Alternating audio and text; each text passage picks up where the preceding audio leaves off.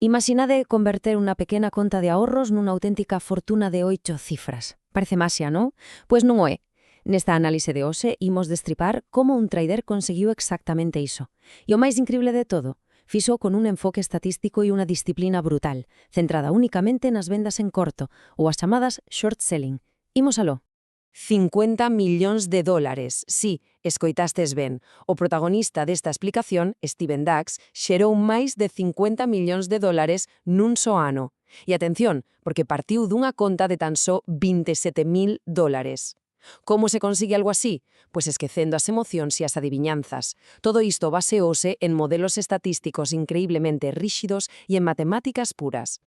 O plan de hoxe é sinxelo. Primeiro veremos as bases do trading estatístico. Despois analizaremos as 3 estrategias clave, o gap up short, o bounce short e o first red day. E para rematar, falaremos sobre como dominar a psicoloxía e o tamaño das posicións. Comezamos pelo principio, as bases do trading estatístico. Se queredes que este sistema funcione, hai que ser totalmente desapiadados filtrando. As regras son puras líneas vermellas. Solo operamos con small caps, é dicir, capitalizaciones iniciales entre 1 e 100 millóns de dólares. As accións en circulación ou float teñen que estar entre 1 e 50 millóns e o prezo sempre por riba dos 3 dólares. Por ollo coas exclusións, porque aquí está o truco. Evitamos a biotecnoloxía custe o que custe. Meterse aí podes naquizar a tasa de vitoria caendo ata un 30%. Tampouco tocamos o sector enerxético nin as accións xinesas, basicamente polo altísimo risco de que paralicen a cotización e o diñeiro quede atrapado indefinidamente. Un pesadelo absoluto. E falando de accións en circulación, categorizar o float é vital para saber ata onde vai chegar o pulo dunha acción antes de sequera pensar en entrar en curto. Por exemplo, nunha empresa con low float, digamos de 1 a 2 millóns de accións, a altísima demanda crea un efecto de pulo bestial, de media un 30 a un 35%. Entender isto a fondo é a diferenza entre gañar cartos ou ser barridos do mercado prematuramente por culpa da volatilidade extrema. Pasamos á primeira gran estrategia da nosa análise, o gap up short. Aquí é onde a cousa se pon interesante. Para aplicar un gap up short necesitamos un pico inicial brutal, un oco alcista de polo menos un 100%. Cando ocurre isto, o desequilibrio é absoluto. A estrategia triunfa porque a acción queda tan absurdamente sobrevalorada que remata sendo literalmente esmagada por unha balanza de oferta diaria, que é enorme comparada co seu minúsculo tamaño real de mercado. Pero coidado, controlar os tempos aquí é o todo. Primeiro paso, hai que mirar con lupa o volume do premercado. Se pasa dos 50 millóns de accións, fora, é demasiado concorrido e perigoso. Despois diso, paciencia. Mentras os novatos se tiran de cabeza na apertura do mercado, nos agardamos tranquilamente a que pase o frenesí matinal, xusto na fase de consolidación entre as 9:30 e as 11:30. A xogada mestra é entrar en corto con todo o tamaño só despois das 11 da mañá, xusto cando se ve a primeira debilidade ou ruptura clara. E que din os números? Pois son espectaculares. Esta configuración en concreto preséntase unhas 50 a 70 veces ao ano. E se seguen as regras á letra, estamos a falar dunha tasa de victoria incrible do 75%, cunha caída media do 26% ao noso favor. Saber con exactitude cantas veces vai pasar isto no ano é clave. Elimina de raíz esa ansiedade de operar por operar e o medo constante a perder unha oportunidade. Imos coa segunda táctica clave de hoxe, o bounce short.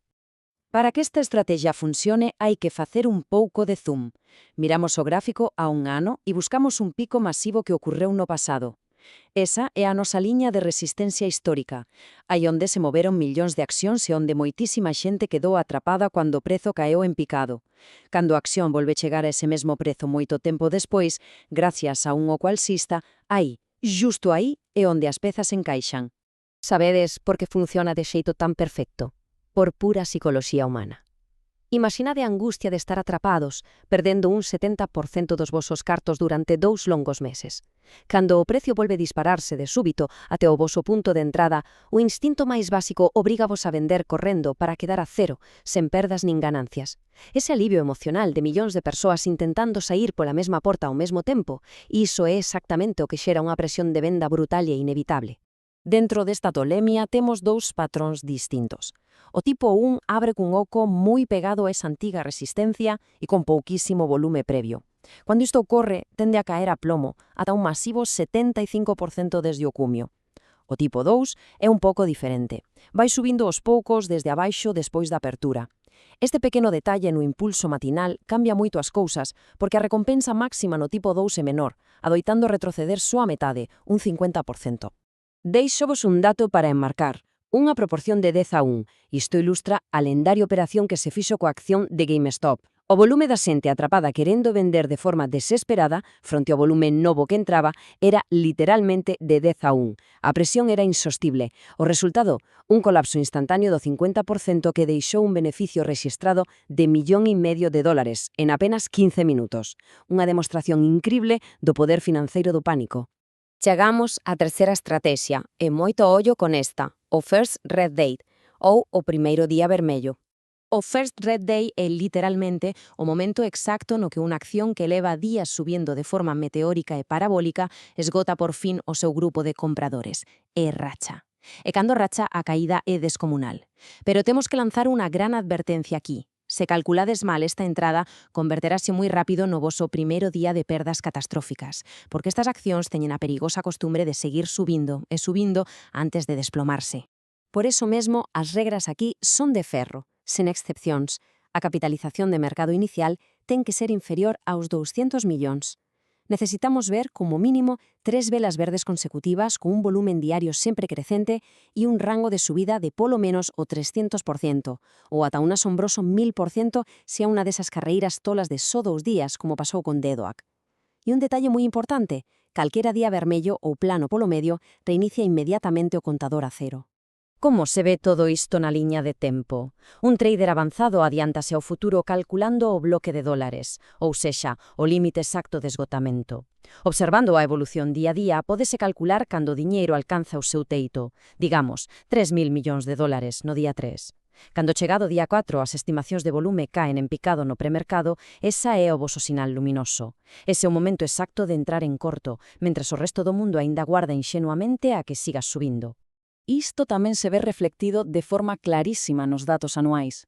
Mentres os patróns habituais ocorren dúcias de veces a ano, o primeiro día vermello só se deixa ver entre 5 e 10 veces. Aquí a paciencia non é unha virtude, é unha necesidade absoluta, porque cando por fin aparece no gráfico e cumple todas esas regras tan estrictas, a tasa de éxito desta estrategia pode alcanzar un nivel do 90%. Iso sí que a definición de poñer a calidade moi por riba da cantidade. E finalmente, pasamos a algo fundamental e que destrui moitas contas grandes, dominar a psicoloxía e o tamaño. Sabedes que no mercado hai teitos puramente mecánicos, límites físicos que son simplemente imposibles de saltar. A regla de ouro é esta: xamais pasedes do 10% das accións en circulación da empresa, nin superedes o 1% do volume diario. Se entrades con unha posición demasiado grande, rachádelo todo, desestabilizades por completo a delicada cadea natural de oferta e demanda e o sistema, de súpeto, colapsa baixo o seu propio peso. Hai unha cita no material original que é fascinante para entender este nivel de éxito masivo. Di, basicamente, que canto maior é a túa posición, moito máis difícil se volve o xogo. Cando moves centos de miles de accións simultaneamente, convértese na balea do mercado. O máis irónico de ser un trader de elite é que chegas a ser o teu propio peor inimigo. O teu inmenso volume altera o prezo en directo. Acabas tendo que pechar pequenas partes da posición só para devolver algo de oferta ao mercado e deixar que o patrón respire e siga o seu curso. Todo isto déixanos cunha reflexión final bastante intensa para pechar esta explicación. Se o propio éxito masivo dun trader pode rachar eses mesmos patróns de oferta e demanda dos que depende para gañar diñeiro, cal entón o límite real de crecimento na bolsa? Ao final, parece claro que un capital que crece ata o infinito sempre acaba chocando violentamente contra o muro irrompible que son as mecánicas do mercado. Unha lección brutal sobre como, cando dominas o xogo por completo, as reglas cambian na cima. Moitas grazas por acompañarnos e vémonos na próxima análise.